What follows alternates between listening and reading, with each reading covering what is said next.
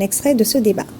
L'actualité cette semaine, vous le savez, est marquée par la tenue de la deuxième session du collège des chefs d'État de la Confédération des États de l'AES ici à Bamako. C'était le 23 décembre dernier au CICB. Comment appréciez-vous ce bilan d'une manière globale, Madame Diallo? Je pense qu'on est sorti de la théorie, maintenant on est en train de rentrer dans le concret. Entre la session de Niamey et la session de Bamako, nous avons pu voir une reconnaissance véritable de l'AES, une plus grande visibilité, avec, comme je l'ai dit, une reconnaissance politique et institutionnelle. Au niveau sécuritaire, au niveau du protocole, on a vu tous les efforts qui ont été faits. Donc de façon générale, je pense que l'AES aujourd'hui, c'est un nouvel espace, c'est une nouvelle façon de faire, c'est une nouvelle vision, c'est une nouvelle stratégie et c'est l'expression de la souveraineté. Quelle doit être la première priorité pour le nouveau président de la Confédération après tout ça? L'un des défis aujourd'hui, comment faire en sorte que la force unifiée ne soit pas victime de la lourdeur en termes d'action sur du théâtre sensible. Est-ce que faut-il passer par les différents états-majors pour agir? Un autre défi qui attend le président Traoré, c'est comment faire en sorte qu'aujourd'hui les populations puissent continuer davantage à fournir le renseignement humain. On se rend compte? L'enjeu principal, pour moi, c'est la capacité. Pardon? Ça sera jugé à l'aune de la capacité de transformer le soutien populaire qu'il y a dans les trois pays en une participation citoyenne. Et ceci ne peut pas se faire si on ne renforce pas la communication autour du résultat. Et toutes nos excuses pour la qualité sonore de cet extrait. Débat à suivre ce soir après Défense citoyenne. Au Burkina Faso, dans la région de Yadga, 2 membres du gouvernement étaient au chevet des blessés de guerre du camp de Zondoma. Ils sont venus traduire les encouragements du chef de l'État et à ses soldats et VDP qui se sont battus sur le terrain pour le retour de la paix. Le point de la visite avec Xavier Belem-Niegré. Au centre médical militaire basé au camp Zandoma de Wayuguya, une délégation gouvernementale composée des ministres en charge des affaires étrangères et son collègue de la communication et porte-parole du gouvernement.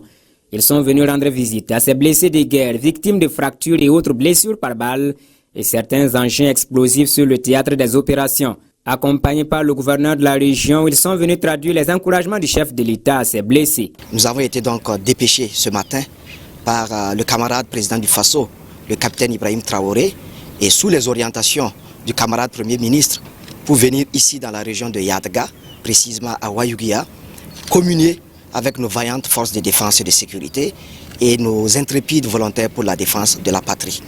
Nous avons fait le choix de venir dans ce centre médical pour être très proche de ces blessés revenus donc du champ de combat.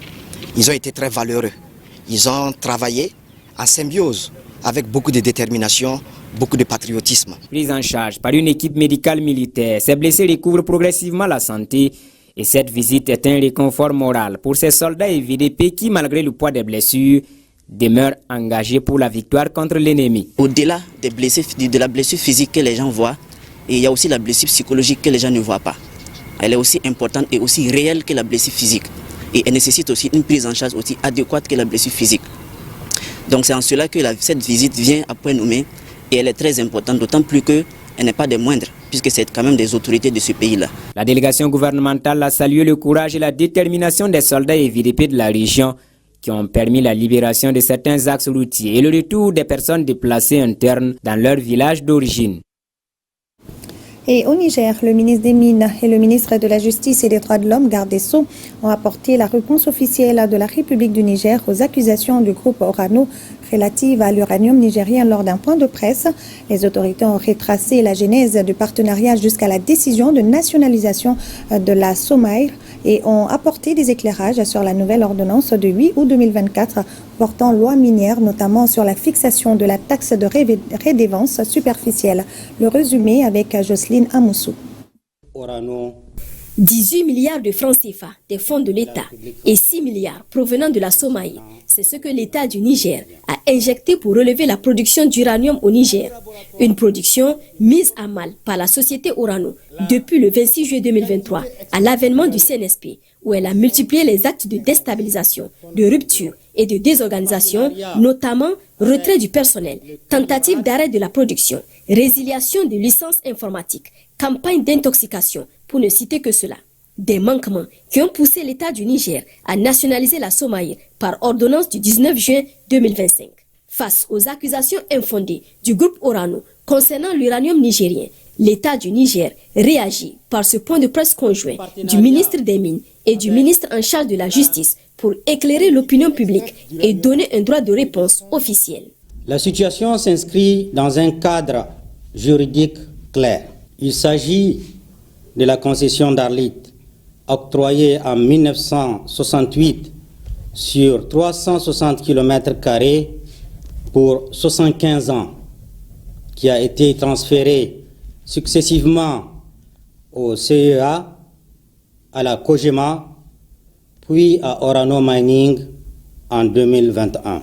Cette concession constitue un droit d'exploitation conditionné et non une propriété du sous-sol nigérien, lequel demeure l'attribut souverain de l'État du Niger. À ce titre, l'État applique strictement sa réglementation minière en toute souveraineté et a décidé de sévir contre tout partenaire qui ne respectera pas la loi. Pour la souveraineté du Niger, protéger ses ressources est un impératif stratégique et juridique reconnu par le droit international. Le ministre de la Justice et des Droits de l'Homme, garde des Sceaux, chargé des relations avec les institutions, édifie sur les avantages obtenus par l'État après la nationalisation de la Somaïr. Après les événements du 26 juillet 2023, la quantité extraite d'uranium est de 156 tonnes environ. Si on applique ce pourcentage, 63,4% et 36,6%, vous allez voir la part de l'uranium qui revient à Orano dans le cadre de prise de participation des sociétés. Aujourd'hui, ce n'est pas 1000 tonnes, c'est environ 2000 tonnes extraites du sous-sol par la sueur, le labeur des ouvriers de la Somaïr, et cela a été rendu possible grâce aux gros investissements faits par l'État du Niger. En outre, des sociétés d'État comme l'OPOVN et les services de l'État, les services fiscaux et les services douaniers ont accordé beaucoup de facilités à la société Somaïr que Orano a voulu fermer. Donc, cet uranium-là, il a été extrait par le génie créateur des Nigériens. Ce sont eux qui ont assumé son exploitation et c'est l'État du Niger qui a financé son exploitation. L'État du Niger restera donc inflexible dans la protection de ses droits, de ses ressources. Un impératif qui revient à garantir la continuité d'exploitation, la préservation de l'emploi. Toutefois, l'État du Niger reste ouvert à un partenariat respectueux, crédible, dans l'intérêt supérieur des populations.